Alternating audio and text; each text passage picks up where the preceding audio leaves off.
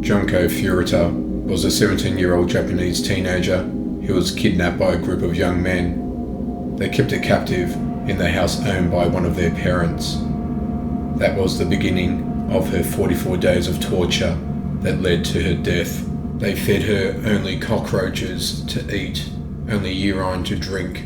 Foreign objects were inserted into her vagina and anus, including a still-lit light bulb, broken bottles, cigarettes, and fireworks. They lit her legs on fire multiple times. There was rape and sodomy every day. She is estimated to have gone through approximately 500 rapes due to her captor's Yakuza ties. She endured constant physical beatings, including hits with golf clubs and bashings of the face against cement floor. She was beaten to such an extent that her brain was shrinking from the trauma. She lost bowel control after dumbbells were dropped on her stomach while she lay on the floor with hands and feet bound. She was hung from the ceiling and used as a boxing bag. On her last day of custody, she begged for them to just kill her. They challenged her to a game of mahjong solitaire and told her that if she won, they'll let her go.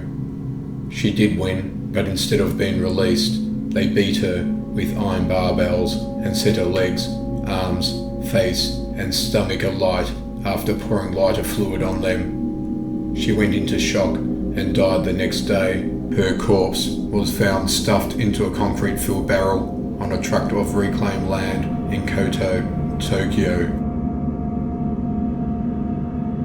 Grigori Rasputin was poisoned, but he didn't die, so he went after the guys who poisoned him and they stabbed him. He still didn't die and kept going after the assassins, so they shot him and thought they had finished him. His eyes opened and he lunged for one of the assassins to strangle him, so they shot him some more. This time he started to crawl away and then thrashed him, tied him up, threw him into a sack and then threw the sack into the river. 2 days later, the sack was recovered and it looked like Rasputin almost escaped his bindings and clawed out of the bag. To top it all, while his body was being burned, the tendons shrunk and he sat up in the fire. On July the 8th, 1974, 9 days after the America Sins attraction opened in Disneyland, 18-year-old Disneyland cast member Deborah Gail Stone died when she was crushed between two walls of the building. A narrow channel between the stationary wall and a rotating wall was open, and Deborah was unfortunate enough to walk through this space as the rotating wall began to move. One of the audience members heard Deborah's screams and notified park staff, although most people in the audience thought that Deborah's death screams were all part of the show.